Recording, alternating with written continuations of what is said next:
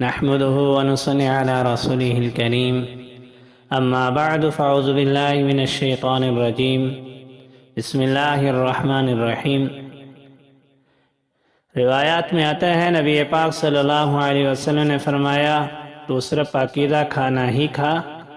خیاط بن مبارک رحمۃ اللہ علیہ نے کسی بزرگ سے پوچھا میں بعض ظالموں کے وکلاء کے لیے کپڑے سیتا ہوں تو کیا یہ خطرہ ہے کہ میں ظالموں کا مددگار ہوں؟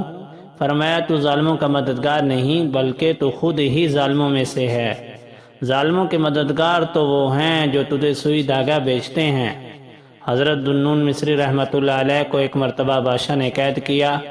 انہیں حکومت کی طرف سے کھانا دیا جاتا جسے وہ قبول نہ کرتے تھے۔ ایک نیک بڑھیا نے انہیں کھانا بھیجنا شروع کیا، وہ پھر بھی کھانا نہ کھاتے۔ جب قید سے رہا ہوئے تو نیک بڑھیا سے ملاقات ہوئی۔ اس نے کھانا واپس کرنے کی وجہ پوچھی اور کہا آپ جانتے تھے کہ یہ کھانا میرے گھر سے آتا تھا؟ فرمایا ہاں ٹھیک ہے، مگر یہ ایک ظالم کی پلیٹ میں آتا تھا، اس برتن کی وجہ سے میں نے واپس کر دیا۔ حضرت علی رضی اللہ تعالیٰ عنہ کے ایک مرتبہ ایک دہقان نے سونے کے پیالے میں حلوہ بھیجا، آپ رضی اللہ عنہ نے واپس کر دیا اور فرمایا میں اس برتن کی وجہ سے واپس کیا ہے جس میں حلوہ تھا۔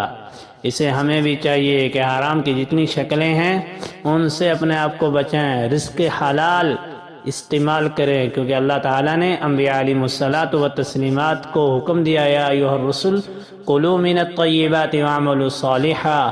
جتنا پاکیزہ کھانا ہوگا اتنے ہی انسان کے اعمال میں نورانیت پیدا ہوگی۔